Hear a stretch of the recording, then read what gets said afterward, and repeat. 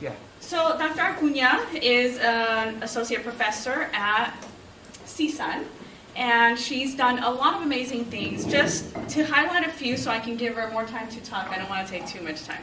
She actually is on the board, I just read, of the Achuchas.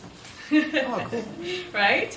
And she's also, my notes are not coming up because I don't know why. There we go. There we go. She's created a YouTube channel called Promotores de Bienestar Mental. She also founded Minority Male Mentoring. And she also works for the Children's Hospital Los Angeles, providing interdisciplinary leadership and training in adolescent health. So Dr. Acuna, also, I initially saw her at Kaiser's Latino Symposium, and the reason I loved what she brought to the table was because she sees the clients in a more holistic way. So she brings in, the mental health awareness, but also cultural practices of the person. Really holistic approach to how we approach a client's mental health and well-being. And in her speech, I love that she incorporating traditional practices, really normalize them for the community, normalize them for the mental health professionals. So I really was honored to hear her speak and learn through another professional and just see, our community being heard in the conversation that she had with us. So thank you so much, and thank you everybody for being here, and hopefully, we continue to learn from her. So is it okay if I take off the mask? Okay. All right, so it's such a pleasure to be here today. Thank you for inviting me. Thank you for coming out on a Saturday morning. I guess I shouldn't say this out loud in front of Dr. Cardenas, but I would do this for free. I actually love talking about family engagement. It's one of my favorite things. So when you said, you had me at hello. I'm going to invite you to stand. So I have to be honest with you. Yvette mentioned that she saw me in a workshop where I did una limpia with a lemon. A clearing or a brushing with the lemon, and I swear I was going to stop off and buy 30 lemons this morning, but I thought, they don't know me, I don't know them, I don't want to freak them out, so we can still do a limpia, we can still do a clearing without a lemon. So I'm going to invite you to stand if you'd like. If you'd like to just observe, that's fine too, but I do this, and I say come to this experience or activity with the spirit of a behavioral scientist, where you're just open-minded, you're just going to observe and record. You're just going to observe and know what comes up, okay? And if you'd like to see this, actually, Tia Chuchas has a YouTube channel, and a curandera actually shows different types of limpias, or cleansings, or spiritual clearings, with different, what we're going to do today is like shake, but she also does it with huevos and herbs. So if you want to see that more extensively, you can go there. But right now, we're just going to take a deep breath in. And then just shake it off. On the out breath, shake it off. Take a deep breath in. Out. And then just start to shake. So just start to shake your neck. I know when I shake my neck, I hear crunching. Shake your shoulders, your arms. Almost like you start to feel the blood flowing. I'm shaking my arms and I can feel blood flowing in my cheeks. Does that happen to you guys? And then your body, and then your legs. It's all about the blood flow. I don't know if you've noticed, but like when the blood flows, it's like cleaning stuff out, it's moving stuff. Dr. Cardenas said, stand up, and I'm like, go on, we're going to stand. Sacudir, like just shake it all out. Sacudir, all that bad vibra, bad energy, whatever, like the accident that you saw this morning, whatever it is, just kind of shake it out. Okay. Yeah, and stretch, whatever feels right. If there's a part of your body that feels tense or tight, maybe you want to just give it some love. Either just warm, like your hand over it, love, or maybe you want to massage it. So just be in tune with your body. Okay, beautiful. Thank you for participating. Have a seat. And anybody, like 2 or 3 people, just a word about what their body feels like right now? A little loose. Looser. Looser, nice. 2 more people. Just a word. How does your body feel right now? Just checking into your body. Refreshed. Refreshed, nice. And it doesn't have to be positive. It can be not so positive too, if that's your reaction. I guess what I'm saying is I want to normalize the range of reactions, is what I'm saying. Yes? Cold. Cold. Yes, okay, thank you. Okay. All right, so I'm going to talk about family engagement in children's mental health treatment. But before I do, I want to introduce myself. So this is fairly new. I've been doing this for the last few years, so you tell me how this lands. I used to just share my education and work experience.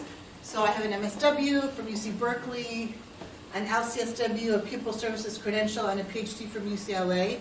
And as Yvette mentioned, I'm an associate professor of social work. I'm also consulting. I'm on a 2-year leave of absence from CSUN.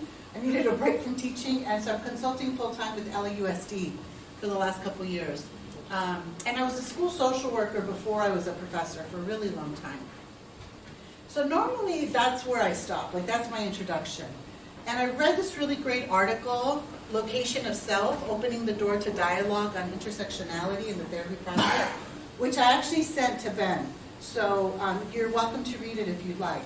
And she really talks about how you can be transparent, and you can actually, not like at intake, but maybe around treatment planning, really talk about the fact that our lived experiences, our identities, they inform, they bias what we see and what we don't see.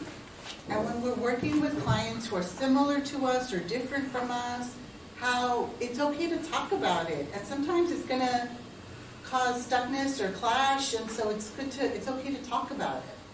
And so I want to lay out my ethnicity. I'm Chicana, cisgender female.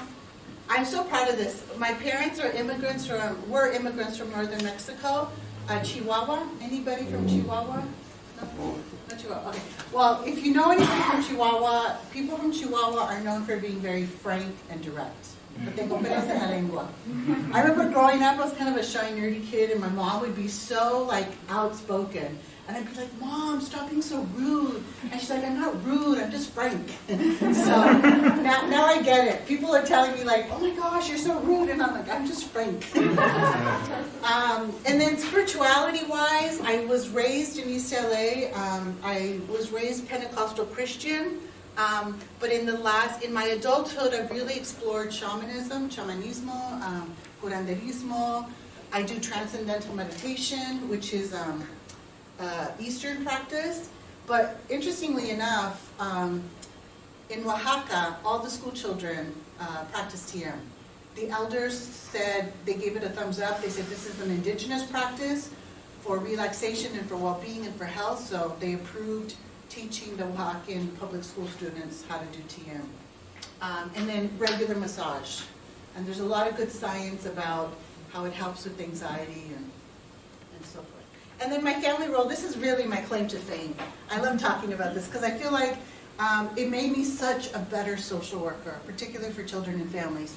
So I know we've all been there where you get asked, do you have any kids? And I remember my answer to that question before I had my daughter was I've taken child development classes, and I have nieces and nephews, and it's no, that's not what they're asking. They want to know, do you get it? Have you been to that dark place where you could have thrown your baby out the window, but you didn't, but you could have, but you had support, so you didn't? And so, yes, I've been there. And there's no shame. I'm glad to say we're both alive and well, and she's 20 years old, and she's a college junior at NYU. So anyway, that's really my, of all the things, I tell her on my deathbed, I'm not going to say, bring me my dissertation. I'm going to be bring me my daughter. That's what I'm most proud of. And that's the experience that's really taught me the most. Okay, so why do I lay all that out? Because I'm going to invite you to reflect on a couple of questions. The first question is, how does it feel to have a presenter who is or has these identities? So this is a reflective question for you. So just reflect on, how does it feel to have me with my identities present to you this morning? And does it raise concerns related to your status and to your perspectives? And I started to do this a few years ago, and I recently read research about how women of color faculty, their student evaluations tend to be lower. And I think that has to do with like unconscious or implicit bias. And so I lay that out for you to think about. Like, you know, it's when you just had I think you just had a male speaker, and so, you know, what is in there? And not that we're bad people or bad professionals, this is just, we're students, we're good students. And if the society says things about men versus women scholars, then it just gets in there because we're good students. And so it helps us to keep that in check.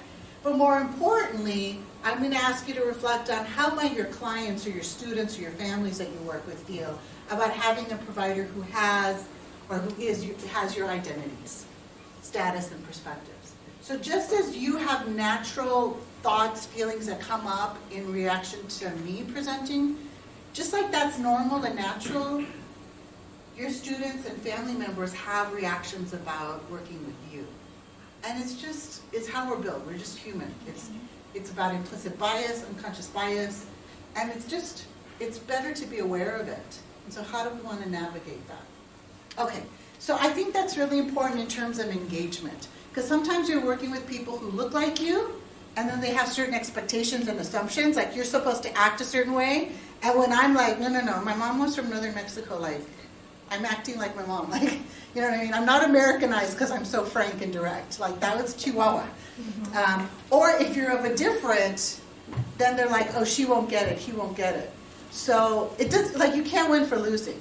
And no matter whether you look or you don't look, whether you're perceived or not perceived, there's going to be that dance. And even though you're saying, I can work with all people, be aware that the student and the family in front of you may not have had those experiences before and may come a little bit guarded.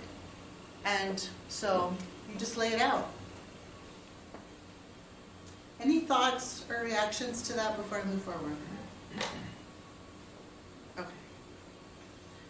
So I just want to spell out, so I'm going to be talking about engagement, which is one of many stages of the helping process. And it generally is at the beginning, but it also goes throughout, especially because the research shows that especially families of color tend to drop out of mental health treatment sooner than later. And so we're always looking at engagement. So even when you're at treatment planning or interventions, like I always at the end of the session say, what would it take for you to come back next week? Like I never assume, like, you know what I mean? Like I'm always wooing, you know? Just like a good relationship, we're always trying to water the flower. Okay, so what is family engagement? So I'm curious to hear from you. What do you think about family engagement?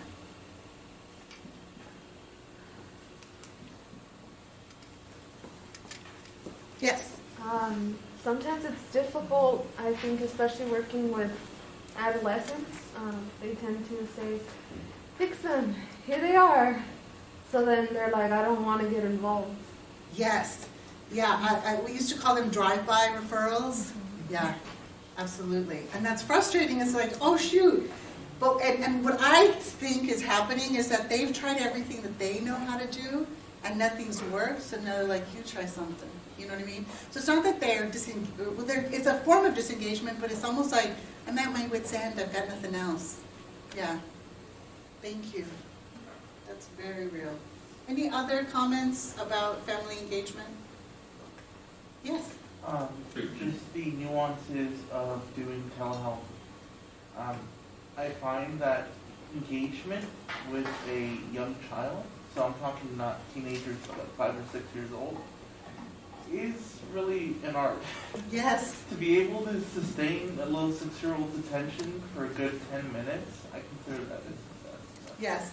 No, I hear you. I started off as an elementary school-based social worker, and I was like, I need to learn the language. I don't understand. I don't know how to communicate. Which is why I actually am so grateful for family therapy, because I really feel like child therapy is, or family therapy is child therapy, in that the child is a part of a bigger system, and they have the least amount of power. And so if I really want things to change, let me engage the whole family. And I can still ask them questions. Like, I love doing, my favorite way to start family therapy is to go to the home and then ask everybody in the family, what do you love about your family? And sometimes I'll start with the 2-year-old because they're the most like forthcoming, and they're like, no, señora, ¿sabe lo que está pasando aquí? Like, they'll, spill the beans. So by the time you get to the parents, they're like, okay, well, I guess the 2-year-old already spilled the beans. I guess we're gonna, go from there.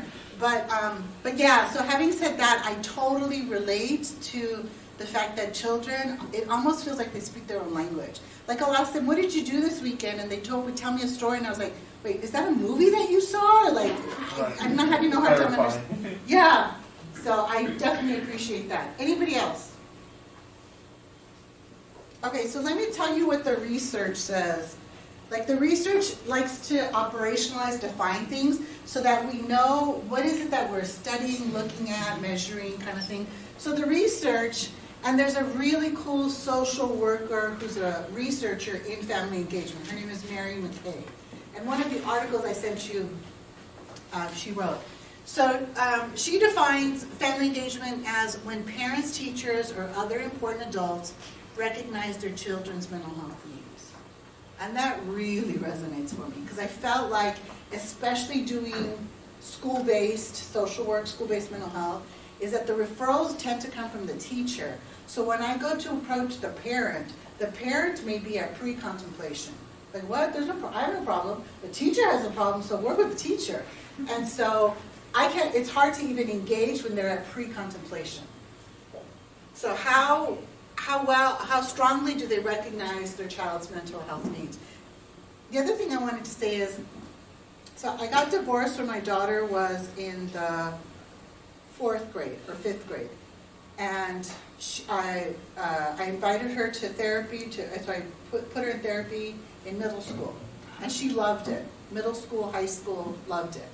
So her friends in high school would tell their parents, oh, I want therapy, I think I need therapy. And the parents would say to them, oh, you don't need it.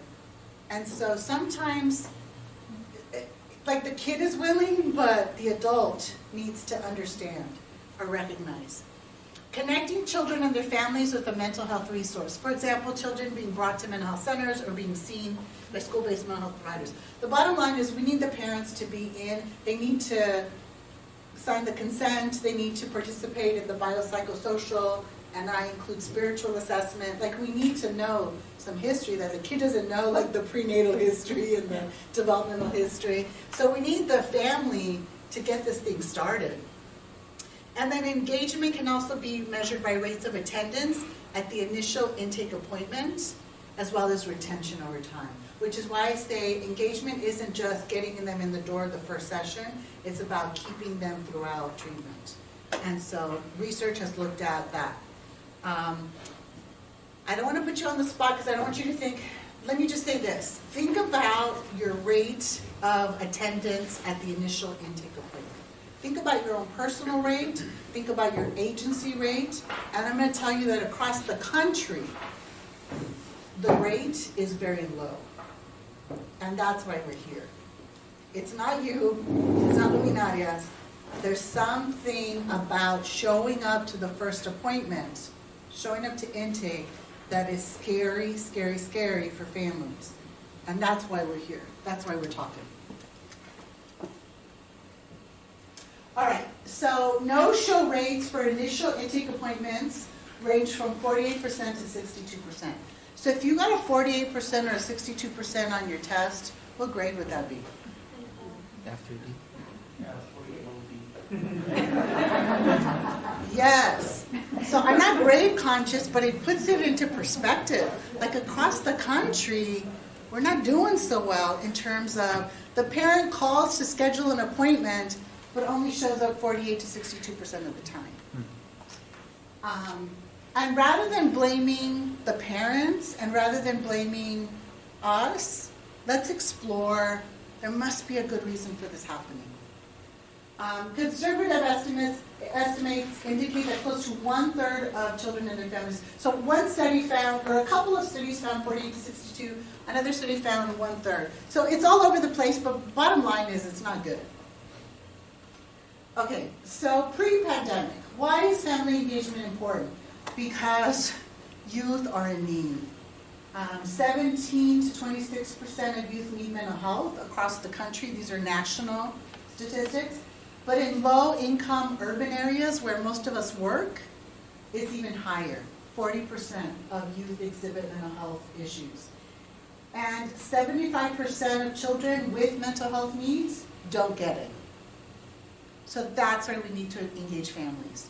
Because we can't get the ball rolling, we can't do the assessment, we can't get consent, we can't follow through with treatment unless the family is engaged, brought in.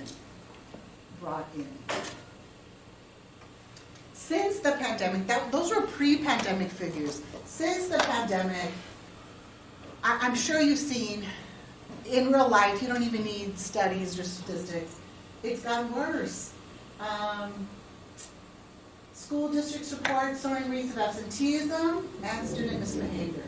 So they're not showing up, they're not engaged. So some of these strategies hopefully will help you to engage disengaged students. And I love using these strategies. I'm going to encourage you to think of it as versus denial, resistance, unmotivated, disengaged, to think about it as ambivalence. And then that'll shift how you navigate it. And then even worse, emergency department visits for suicide increased among girls especially. What's so interesting is that, I don't know about you, but as a school social worker, most of my referrals from teachers were for boys or girls? Boys. Yeah. And so it makes me sad to see that our girls are suffering, but they're not being identified. So it feels like a systematic disparity. Okay, what's the number one reason students are referred to mental health services, in your experience? Behavioral issues. Thank you. Tell me your name.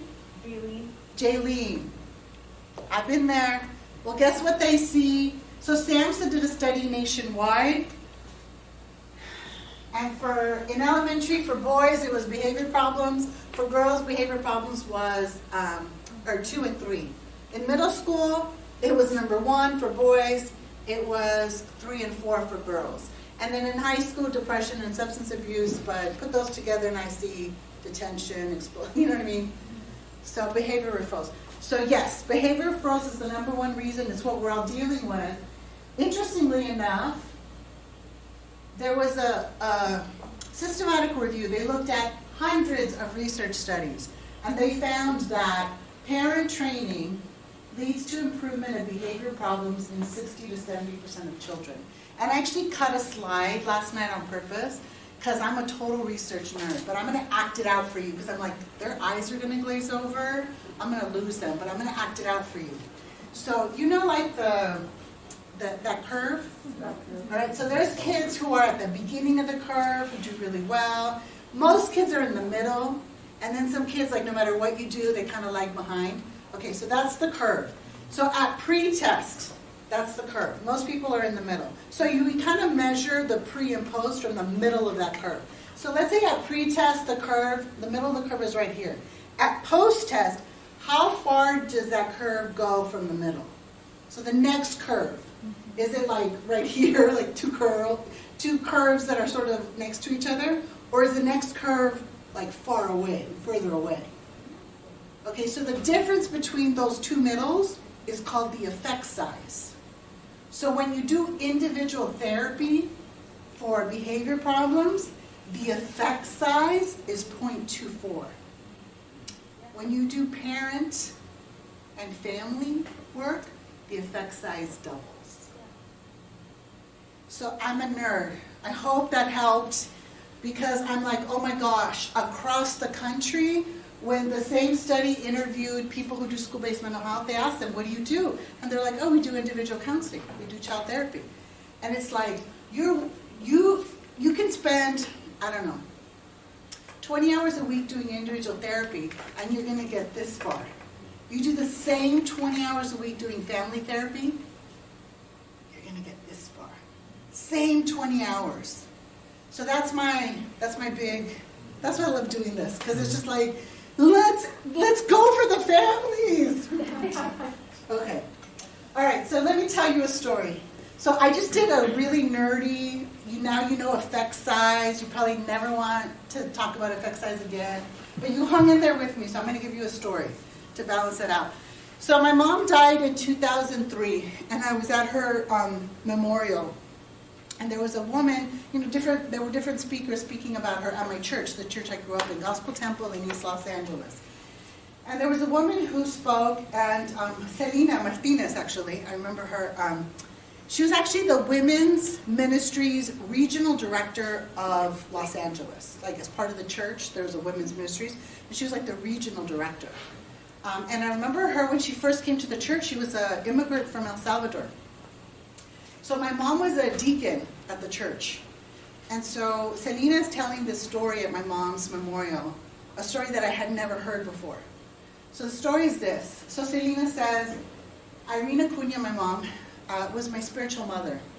Because when I was new to the church, I came to visit because my sister-in-law invited me, but then I didn't come back. And she said, and Sister Acuña came to my house, did a home visit, and I saw her coming up the walk from the window, and I told my husband, tell her I'm not home. And so her husband said, oh, Sister Acuña, I'm so sorry, my wife isn't home. And my mom was like, oh, okay, I'll come back another day. Tell her I stopped by to see her, see how she was doing. So mom goes away. My mom comes back another day and says, Selena, oh no, there she is again. There's Miss Sister Acuña, tell her I'm not home. So the husband was like, Sister Acuña, I'm so sorry to tell you, my wife is not home today. And my mom, and this is the first time I'm hearing this story, and I laughed so hard. So my mom says, oh, that's okay. I'm just going to sit on the porch until she gets back.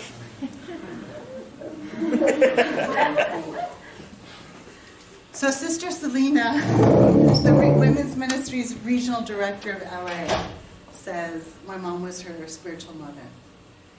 And that's sort of like the spirit I have found in family engagement, is that they have a very good reason for not wanting to show up. They have so many reasons.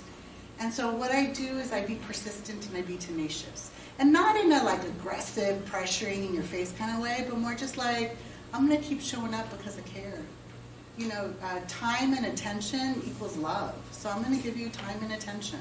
And I always say that family that needs it the most is not the family that's knocking on your door. They're the family that blocks you.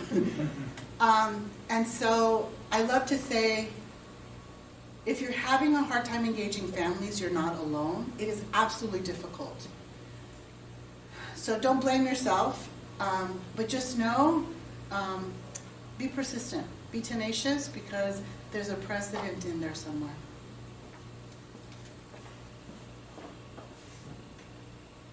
Okay, so I'm going to be sharing theories with you. I don't know how much time I have left. About half an hour. Okay, so I have 3 theories to share with you, like tools. Not theories like glazed over. These are tools. And I've got $1 million question in there that's you can use Monday, and you're going to be like, pay her more. Take her free and double it. So I guarantee you. But here's the thing. I've got 3 theories that I want to share with you, 3 tips or tools from theories. But I don't know if, because I tend to be a talker and storyteller, so if we don't get to the 3rd theory, just know you have the slides. And then I can absolutely come back, okay? So I know sometimes people get anxious, like, no, she's skipping through slides, no way. Like, you've got the slides, and if not, I'll come back and review them. Okay, but I love using theories because really theories are our best friends, except if we're students and having to take a test on theories. That's when they're not our best friend. But when you're a professional, it's your best friend, because I always say the difference between a lay counselor and a professional counselor is that everything we say and do has a rationale. There's a reason behind, there's a purpose. And hopefully there's a theory. And the beauty of theories is that theories get developed after studies, lots of studies. And so they find patterns. And so the theory tells you, if you do this, then you're likely to get this. So when you're new, you haven't worked with 1,000 families or 10,000 families, but when you know a theory, it's like you have. Because what we've learned about working with 10,000 families over 100 studies, you go do it and you're likely to get the similar result. So theories can be our best friend. They can guide and inform our interventions, and they help explain and predict. That's their definition. Theories explain and predict. So I'm going to highlight 3 theories, 3 tools based on these theories that will help you in family engagement. Okay, what is motivational interviewing? And I'm not going to teach you motivational interview. That's another 2 to 4 hour training, and I'm sure some of you have had that already. But I'm going to point out how you can use motivational interviewing in family engagement efforts. So just a little bit of history. It turns out when patients, because it was really started with chemical dependence, substance use.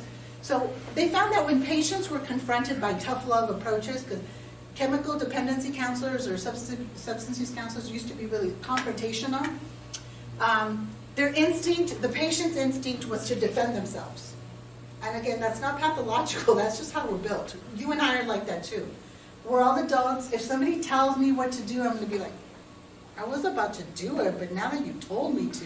You know, we're just all like that. That's not even pathological. That's just the baby part in all of us. So counselors were using these confrontational tough love approaches, and patients were like, you know, reacting like that. And just, it removed any desire to behave differently. Now they're like rebellious. No, I was going to stop doing that, but now that you've talked to me that way, I'm going to do it even more, just to show my autonomy and independence.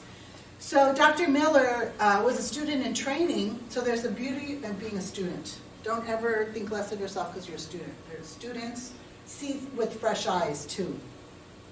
Dr. Miller accidentally discovered that other approaches could positively affect the behavior of people with addictions. Sorry, that's not people first language, people with addictions. Namely, listening and empathy. So, what motivational interviewing says, and this is my favorite, is that we are all ambivalent. We all want to, but don't want to. And what I love about my clinical supervisor when I was fresh out of grad school is she told me we feel ambivalent about everything. We love and hate our parents. If Dr. Cardenas were to give you a promotion, you would be excited and terrified. Like we feel ambivalent about everything. And so when parents call to schedule the appointment for their child, because they've tried everything, they don't know what else to do, they're at their wit's end, this is the last resort, they want to, but they don't want to. And if we don't address the I don't want to, if we don't put it on the table, look at it, explore it, normalize it, then the I don't want to is going to win on the day of the intake. And so I just want to say again, this is just how we're built. It's not pathological. In fact, my goal is X. Your goal is Y. We're really passionate about our goals. The reason why we haven't achieved our goal yet is I want to and I don't want to. So no matter what it is we're talking about, we're ambivalent. So the ambivalence needs to be addressed to move forward. Okay, so I want us to get real. Do we have confianza? Do we have enough trust in the room now? Okay, so let's get real. So there's ambivalence on both sides. So we're not going to say resistance, denial, you know, we're not going to blame the professional, we're not going to blame the family. We're just going to acknowledge, as the clinician, I'm ambivalent, and as the family member, I'm ambivalent. And that's just normal. That's just how we're built. So let's start off with the student or family ambivalence. So what are the pros and cons of the family to participate? Because families have a really good reason to not want to participate. So what are some of those good reasons?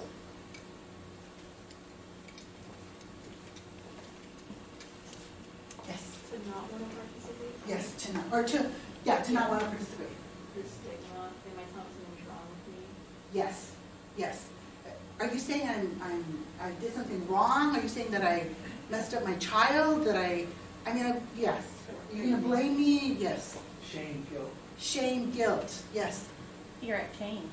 Fear of change.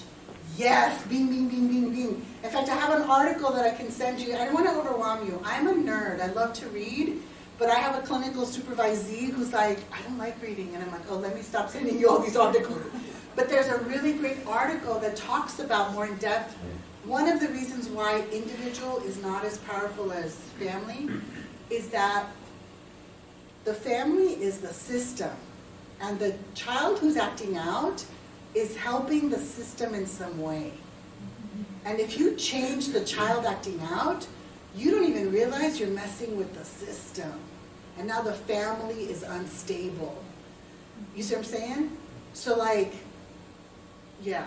Or my other favorite is, if a parent comes in, or if a teacher complains, I can't get this child to do X, Y, or Z. And the mom's, well, you know, I have no problems at home.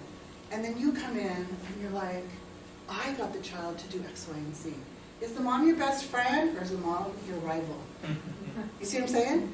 So don't make parents or family members your rival. Absolutely. Thank you. Any other reasons? What are the pros and cons of engaging? So what are some of the reasons why families want to make the appointment? And what are some families that what are some reasons why the families don't want to make the appointment? Because they heard the story that something happened. Yes, absolutely. Word of mouth. That's why restaurants are empty or busy. Absolutely. We all privilege word of mouth. I don't just call a plumber because I drove by. I'm like, hey, you guys, do you know a good plumber? Like, word of mouth. That's how we confianza, trust. Absolutely. So if we hear a bad story, we're like, I don't want to have that experience. Yeah. Misconceptions about either the profession or what we do or do not do. Yes. Yes. And I don't know if anybody's writing these down, but these are really good. These are like right on. And what I'm saying is that this is empathy. So when a parent doesn't show up but doesn't tell you why, all of these are good likelihoods. And if you address them directly, does that make sense?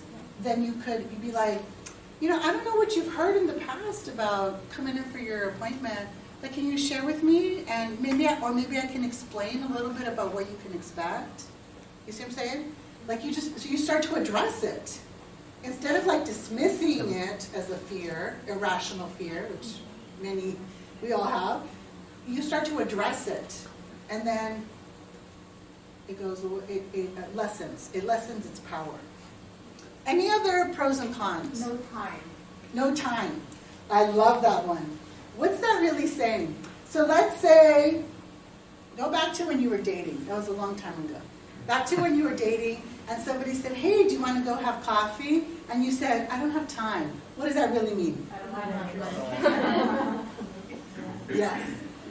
So that means that the parent doesn't see the value in it. I've got to do X, Y, and Z, and where do you fit in? And so is this one more thing to do? Or are you really going to help me turn this around? And when you really help me turn this around, it's like, forget the novela, I don't have a ride, but I'm going to ask the neighbor, I'm going to find an Uber, whatever. You see what I'm saying? So when they see the value in the work, then they do have time. But they're always prioritizing. It's not even passive aggressive, it's just like real. Like, I got a 2-hour bus ride, I got a job, sometimes I work 10 hours a day. Like, you got to make this worth my while. Yeah, absolutely. But no time also means like, I don't see yet that this is worth my while. So then how do okay, I get it, you've got a lot on your plate. Let me show you how this will be worth your while. You know how you get into fights 2 or 3 nights a week with your son? How about we turn that around? Yeah. And what I love is really the reason, when families show up, I freaking love it because I always say there's no greater love. When I have when I have a set of parents and kids show up, I'm like, well, this is going to work. Because it's like, they could be doing anything. They could be watching Monday Night Football, they could be like on their video, they could be doing anything but meeting with me in my office. And when they show up, I'm like, they don't show up for me because they have all this faith in me and my freaking credentials. They show up because they love each other and they want this to work. And I'm like, oh, how do you not like, okay, what's the challenge? We're in, let's go team. Okay, so pros and cons, some things I've heard is, I I'm afraid if you know my secrets, you're going to take my kids away. Anybody have kids here? What's your biggest fear? There's movies, like Liam Neeson movies, you know? So, yeah, so sometimes that's what they think is at stake. I used to introduce myself as I'm a school social worker, and then I just stopped. Because it didn't matter how much I explained. They're like, sí, vino la señora que se lleva los niños. And I'm like, no, not that señora. But yes, that's what's at stake. That is what's at stake for them. You know what I'm saying? So pros and cons of engaging. Ya no puedo más. I've tried everything. I don't know what else to do. But I'm afraid they might take my kids away. That's what's at stake. So when we call them to schedule an appointment, for us, it's just like, it's an appointment, we're going to talk. No, for them it's way more. Okay, let's move to us. So now I'm going to ask you, what's our ambivalence? And now, you don't have to out yourself. So let's just say, tell me what you've heard other colleagues say who don't work here. Other colleagues who don't work here. What do they say are the pros and cons of engaging with the family? A con? I mean, you're having multiple people in the room, and it's just difficult. It's just a lot of people trying to balance that. Yeah. Yes, love it. In fact, I used to get so frustrated that we did individual counseling over family therapy so much, and then finally one day the light bulb finally went off, and I asked students, how many of you feel adequately trained to work with the family? And no hands went up. And I'm like, oh, pues con razón. Nobody wants to work outside of their scope of competence or practice. So if we adequately train people, then they could take advantage of the power of family therapy. But if you don't have the skills, like, of course no te quieres meter en eso. You don't want to get involved in that. So thank you, absolutely. Any other pros and cons? Establishing, like, instead of just on the face value credibility, that relational credibility. I've had so many parents tell me, what do I smooth woman, right? Automatically, it doesn't matter what I say. Because I look like I am in my 20s, and I am. Doesn't matter what comes out of my mouth, right? Yeah. And it's a mixed bag. It's that whole, like, implicit bias. You know, I mean, I had families come in and was like, did you graduate from high school? And I'm like, excuse me? I'm an MSW from Berkeley. Like it's just this idea, it's not even about us. Right. It's about, you know how when we're depressed, we only see the negative? Like the positive and the negative are always there side by side, but for some reason we're always over-focused on the negative. Because we're depressed. And so I think parents will do that sometimes. They're like, they have this thing like, I'm not going to have any expectations. I'm not going to think that this is going to work because I've tried 10 million other things and they didn't work, so I don't want to get my hopes up. Yeah. So I think they just come in like, oh, I got you. Yeah. Any other pros and cons to engaging families? Feeling apprehensive about managing, those big conflicts that sometimes are often arise in family treatment. Yes, absolutely. Sometimes it plays out right there. The stuff that's happening at the home is playing out right there, and will I know what to say and do, how to intervene? I really encourage you guys, especially now at the age of YouTube, watch Salvador Minuchin. He was an Argentine family therapist. Oh my gosh. Sometimes I watch him and what he says and does, and I'm like, I can't believe he got away with that. Like, he has some nerve, But yeah, so it does take a sense of confidence and a sense of authority. But honestly, it also is experience, because when I was a second-year MSW student in my field placement, my clinical supervisor was a family therapist. And there are more family therapists in the Bay Area than there are in LA for some reason. And so she told me, go do a home visit and ask them, what do you really love about your family and what would you like to change? And that's how I would start the conversation. And often they were quite delightful. And I remember going to a family once where it was the 5th grader who got referred. He had a mom and dad, an older brother, a 2-year-old sister, and then an uncle with schizophrenia. And it was a delightful conversation. Like, you know what I'm saying? So I'm not saying that the worst case scenario doesn't exist, but I'm saying that it's like the curve, most of them are right in the middle. Like, yeah, there might be a worst case scenario, there might be a best case scenario, but most of them are right in the middle. Okay, so there's a lot, the point is, there's a lot of reasons on the parent, family side, and there's a lot of reasons on our side for not. So I know some colleagues who, like, when the families break the appointment, they're not tripping. They're like, oh, cool, I get to read my magazine. Like, they're just not, I'm not trying to, like, sit on their porch and wait for them. Like, so just acknowledging that. Just acknowledging that there's ambivalence on both sides. So no wonder the kept rate is so low. Okay, so the paradox of change. This is still MI. So this was such a light bulb moment for me. When a person feels accepted for who they are and what they do, no matter how unhealthy, it allows them the freedom to consider change rather than needing to defend against it. So when the parent doesn't show up, there's a part of us that's like, my productivity, like, I'm sitting here wasting my time, I could have done. And whether we try or not we're bad people and professional, it's just human. Like, the energy's there somewhere, and even if we smile, like, they sense it in us, because they sense energy just like we sense energy. And honestly, just know, I'm not the most perceptive person, but now I feel like, even if I don't know the backstory, I know there is a backstory. So, like, I get it, you didn't show up, there must have been a really good reason. And sometimes I say that it's a solution-focused brief therapy intervention term, and it's not even a question, it's just a statement. There must be a very good reason for you doing that. And it's not even a question, but because it's so normalizing empathic, people often answer as if it were a question. And then we start talking about what's really getting in the way.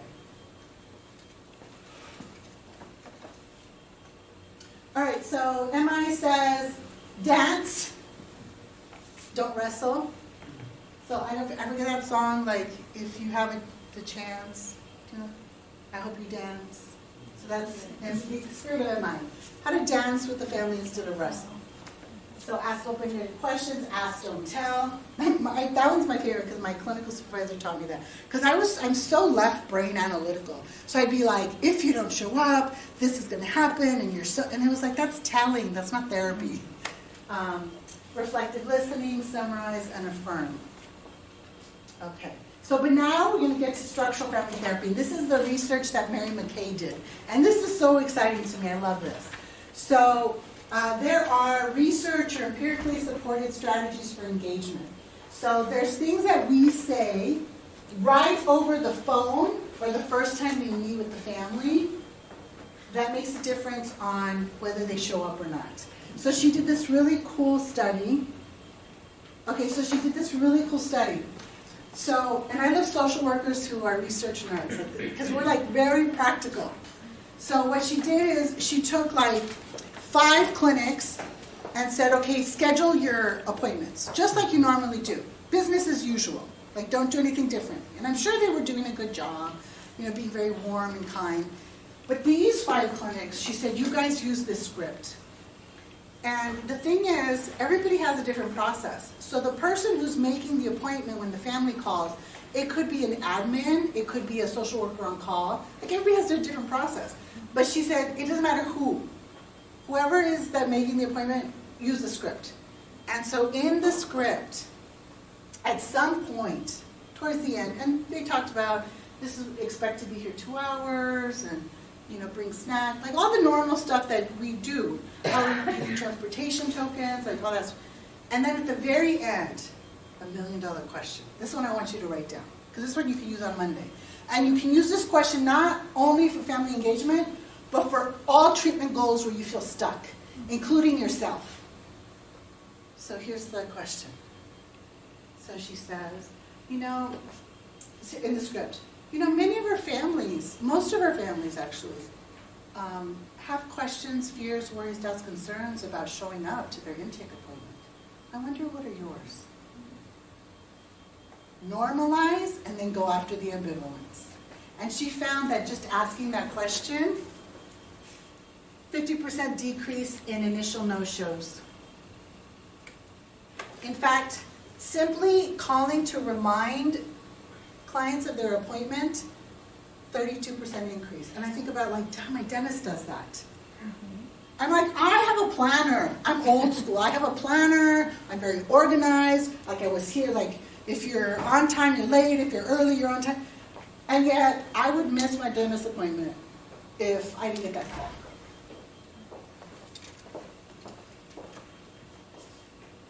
So, there's a whole list of questions that you can ask to explore. And you have them. They're a handout. It's called Family Engagement Tips.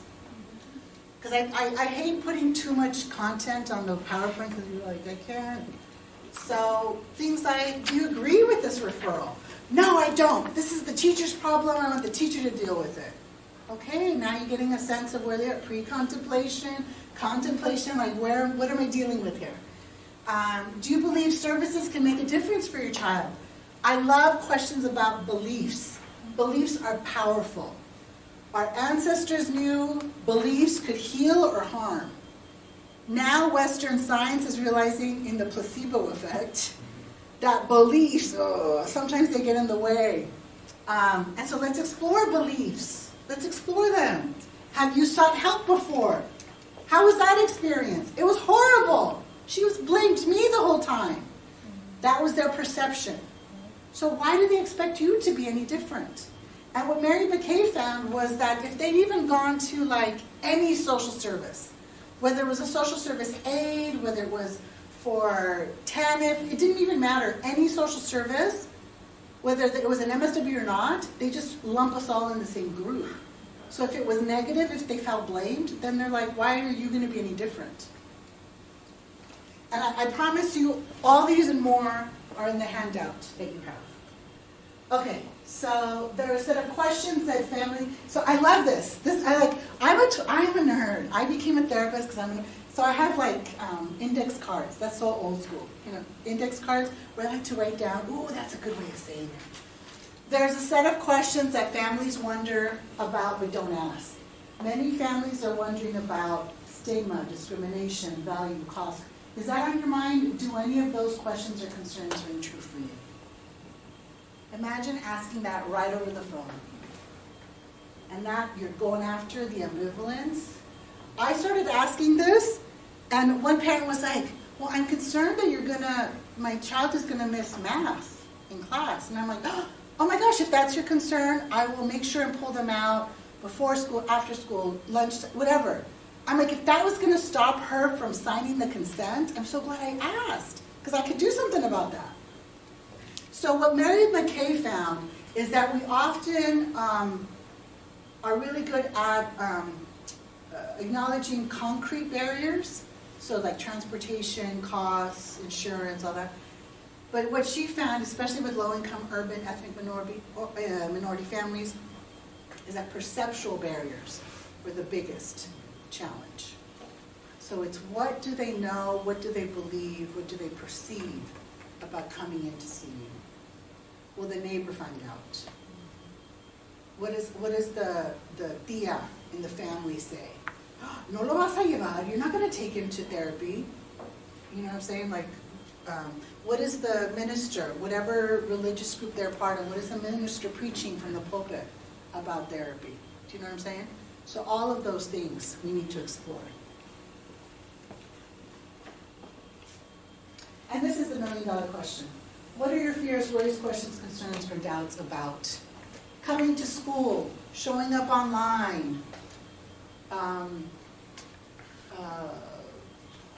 What goals do students and families and people have? Help me out here. Asking the teacher for help, going to tutoring, trying something new, meeting with the family. You see what I'm saying? Mm-hmm. I want to point out that it's not just them, it's them and us. It's all of us. It's all of us. What's one of my goals this year? I just went to the doctor for my physical, and she said my A1C was high, so she said cut out sugar. So, what are your fears, worries, questions, concerns about, eating better so you don't have a high A1C? So, all of us, and this is the $1 million question. So this question you can use on Monday, whether you're doing family engagement or not. Let's say you have a treatment goal and you haven't seen progress with the family in a while. Pop out that question and see what comes up. Let's say you have a New Year's intention, resolution, goal, whatever, and you're like, I haven't really made any movement on this. Journal about this question for yourself and see what happens. So, Mary Mckay says, problem solve, problem solve, problem solve. On the first phone call, when making the appointment, and then throughout. So essentially, there's a conversation that it could either be explicit or implicit. The client is the only way we will engage with you, make time, you spend my time, my valuable time with you, is if you're meeting our needs. So then I'm going to be asking after every session, is what we're doing here meeting your needs? Because if I don't ask that, because I'm insecure and I don't want to hear the results or the answer, then the risk of them not showing up is greater. I'd rather just tell me, stop wearing that sweater. Okay, I won't wear the sweater next time. Whatever it is. All right, how are we doing on time? You're good. You got till 12:15, so you're good. How many minutes? 15. 15, okay. All right, so I'm going to pause. I feel like I've been talking fast. So reflections, comments, questions, reactions. Let's digest that a little bit before we move on to my third. We have time for the third. I love talking about the third. But just where are you at? Any comments while I drink water? I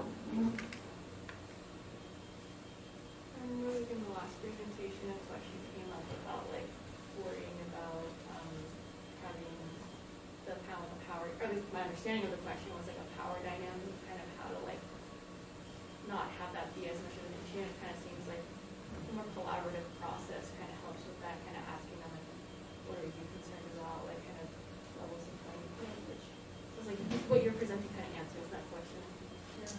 And I don't know, ever since after I turned 40, my answer to everything was, it depends and both. And I used to hate that. But I have to say, yes, there is a power difference. And I want to address it, but I don't want to pretend it's not there. Because when I go into that room with that family, I may have to file a child abuse report. And they may have to deal with child removal. And I don't. So as collaborative as I want to be, there's a power difference. And as much as I try to take a one down or a mutual respect approach, they have way more at stake than I do in that room. And I want to acknowledge that. I don't think that can disappear. But we can definitely acknowledge it. And we can definitely use it judiciously. And when I was a DCFS, I was a Child Protective Services worker in Sonoma County right after I graduated. And I remember I was like, I don't want to be an agent of social control. I want to be an agent of social change. I was so conflicted about my role as a CPS worker. And then I came across a family where it was abuelita, grandmother, mom, and then the 2 kids and the dad. And the dad was shorter than everybody. But the dad was incredibly physically abusive to all. And I never felt so, I'm in a position where I can actually do something to help protect this family. And then all of a sudden, I relished my position of being an agent of social control. So and then as a parent, sometimes you have to be the mean mommy and say no. Not all the time, but sometimes. And so then I started to get a more, appreciate my authority. And was like, it's not all bad. Be careful how you use it, but it's not all bad. All right. Any other comments, reactions? I'm not sure what the quiet means. You're reflecting? Yes? I thought, so in going back to motivational interview that I did cover it briefly. Of course, you know how you can never fully address something in the course of the semester. In the spirit of that, and assessing where is somebody in being committed to this or not, and experiencing where does the referral come from, right? It's always been framed to me in this way of like approaching it from, I get it, you don't want to be here, so why don't we investigate together? Why would they feel that way, and where can we meet, even if you're not fully on board? Yeah. That's one approach, and that's what I love. There's no one way to do things. We all have our voice. We all have a different style. Yeah. And if you're comfortable saying that and that works for you, solution-focused brief therapy, which I adore, it offered me an approach that said, especially for involuntary clients, I love what they say. The approach is, okay, what would we need to do? What would need to happen here to get them off your back? Because that's what's in it for them. Mm-hmm. Like, they don't want to be empathic of the mean teacher or the dumb principal or the horrible judge. They don't want to think in terms of, not everybody, but like, okay, what needs to happen here so the judge closes the case, or the teacher gets off your back, or the principal stops calling. So that's another approach. But the beauty about what we do is like, there's no one way to do it. Like, if what you just said works, go with it. But if you find like they're like, I don't really care what they're thinking, then you might try, okay, well, what can you do to get them off your back? Okay, now let's talk. Yeah, I guess that was more my question. Like, what are other ways to approach it? And Yeah, there's so many different. In fact, let me jump for a second to that.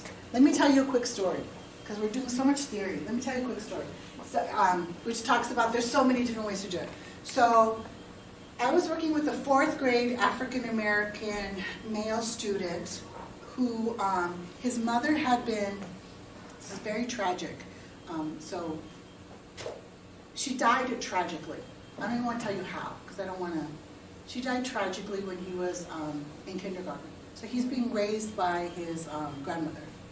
And I met with the grandmother, we did an intake, she was all in. She was like, oh, he's so excited about meeting with you. So I show up to his classroom, and he's under the table. And I show up, and I normally show up with either art or like a basketball. And I'm like, what do you want to do? You want to play basketball, or do you want to draw? But he was under the table, and I had never met him before. I'd met his grandmother, his caregiver, but not him. So question, how would you engage him? Go under the table. Okay, you would go under the table. How many of you would go under the table? Okay, so some of you would go under the table. That's one approach. Get down to his level, right? I don't know if I wore dresses or I had white pants on. I'm not sure what my problem is, but I didn't go under the table. What are other approaches? Maybe ask him, hey, what's down there? Just getting curious. Okay, be curious. Tell me, yeah, what's going on? Absolutely. Any other approaches?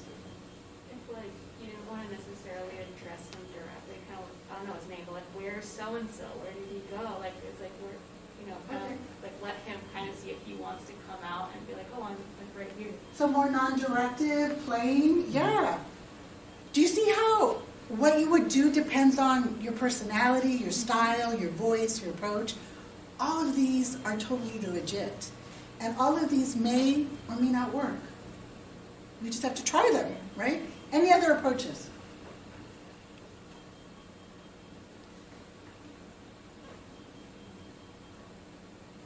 And I put it out there because this could happen to you.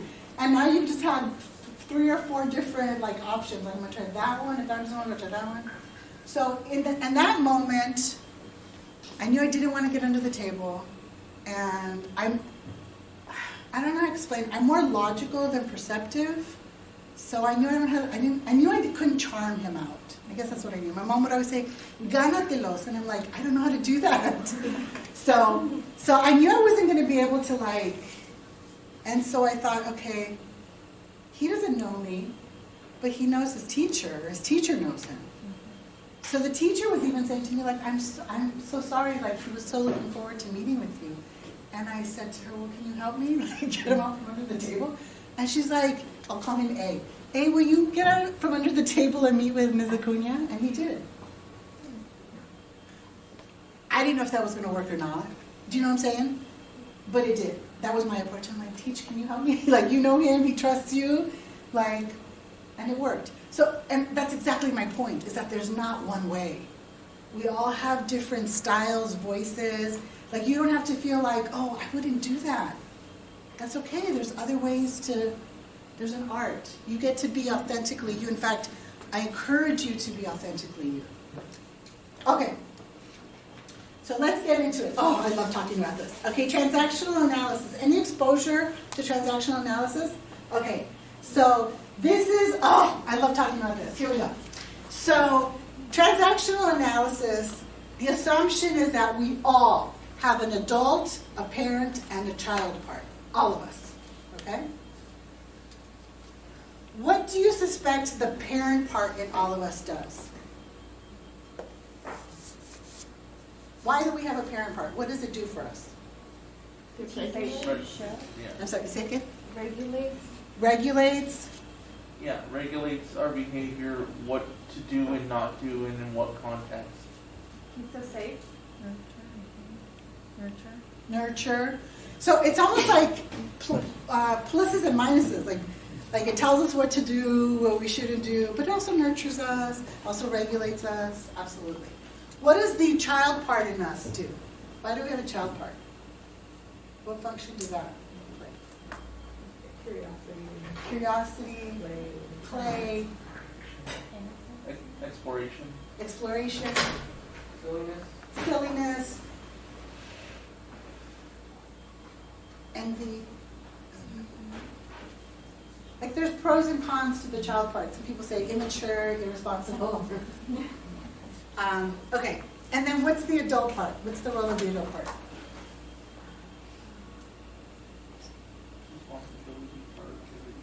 Responsibility, productivity, societal expectations.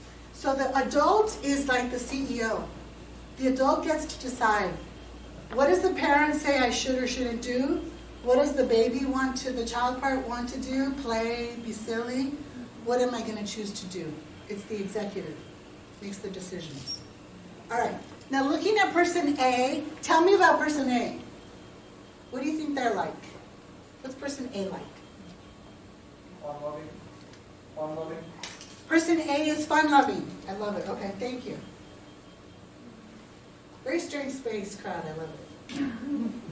What else? What else can you tell me about person A? Maybe Spontaneous. carefree. Carefree. Spontaneous. Spontaneous. Free-spirited. Because they're so straight-spaced. Irresponsible. Late on their rent. Okay, I'll be the bad guy. Wait, what? Poor time management. Always late. Yeah. Because they're enjoying the flowers and they got distracted before coming to. Okay, person B. Tell me about person B.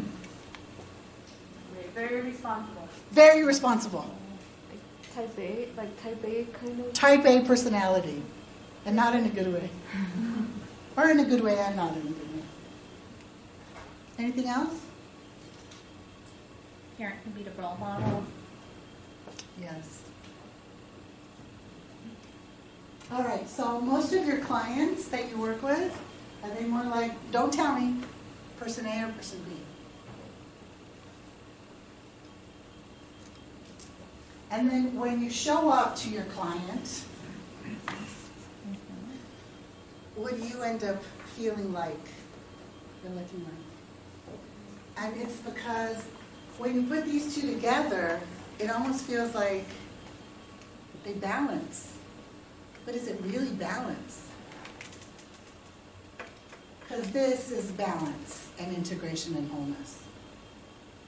And the reason I'm talking about this is because often, consciously or unconsciously, what happens is, if this is our client, consciously or unconsciously, we want to use our parent voice.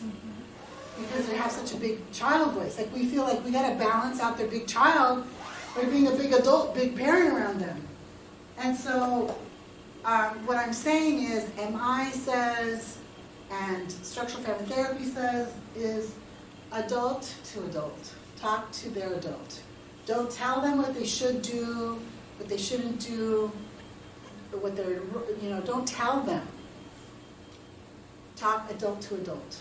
Because if you talk to them as if they were a child, I don't care if they're 5 or 55, they're going to want to rebel. That's just how we're built. And even though unconsciously you're feeling this urge, like I've got a big child in my room, I better contain them. Unless you are the child's parents, you can't contain them. In fact, I've had kids who tell teachers, you're not my mom, you can't tell me what to do. 5 minutes? Thank you. So when you're frustrated that the parent won't follow through, won't come in, sometimes I feel like the spirit of Irene comes up in me. Like my mom just wants to like, ugh. And then I'm like, no, Irene, not today. I'm going to stay an adult and talk to my client as an adult. Even if they're showing up like a big child, I'm going to use my adult voice and talk to their adult. Even if their adult is like, I can't get through the child to the adult.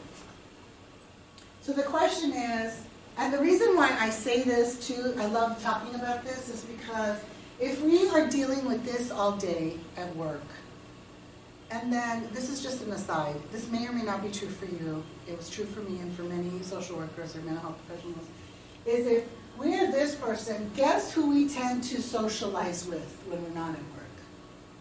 Guess who our friends and our romantic partners tend to be like? So if you're doing this all day at work, and then you go home and socialize with more of this, then person B, do they feel energized and supported? And how do you think person B feels at the end of the day? Exhausted. It's like I can't leave work, right? Yeah. So just as I want to throw that out there, because sometimes I feel like there's a very good reason why we're like this. But we don't have to keep doing this. As adults, we have choices. And if we're exhausted now, then we have choices. And do those choices have consequences? Absolutely.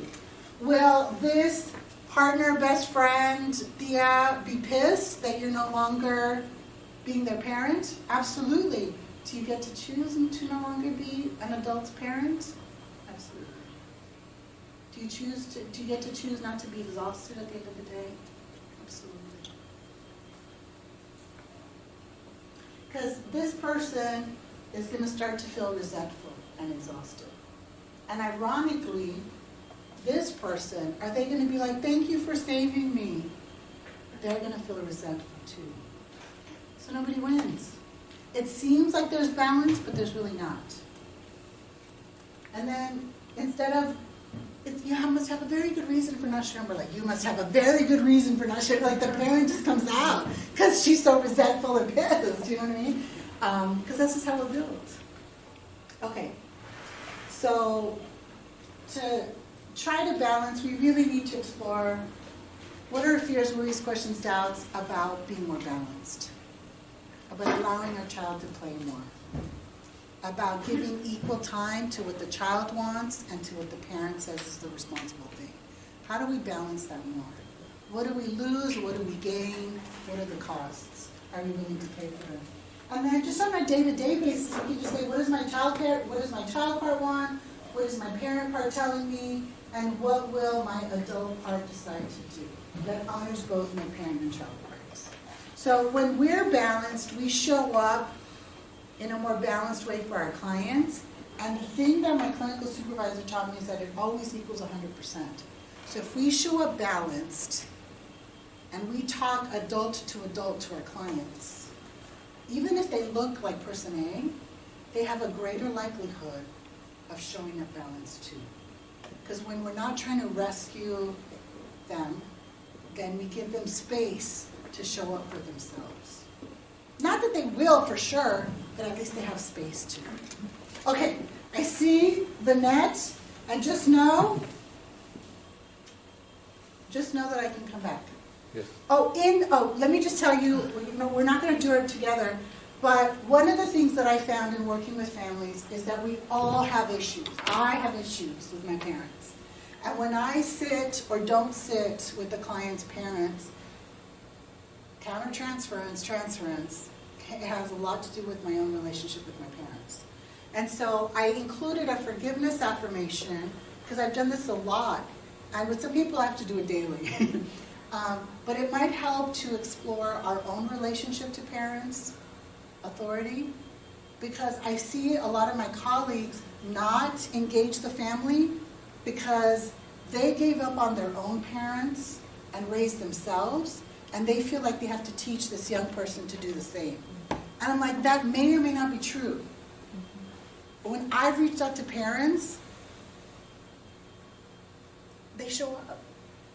And so I don't want to not give them that shot to show up for their child, because I have this unconscious bias that, oh, your parents won't show up for you, and so I'm not even going to call them. All right, out, I'm done. Thank you. Thank you. Thank you.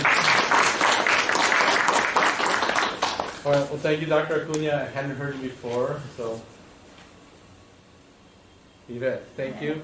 And even though you're willing to not get paid, we're willing to not pay you, but we're going to pay you. I know she was saying. We have it on tape. Erase. Your time is worth it, right? Sid, we must recognize and acknowledge and what am I looking for? Value. You are Dr. Acuna, PhD, LCSW, and that means something, right? You might even still have student loans, so that. But you will be invited back, definitely. Thank you. Okay, and given more time.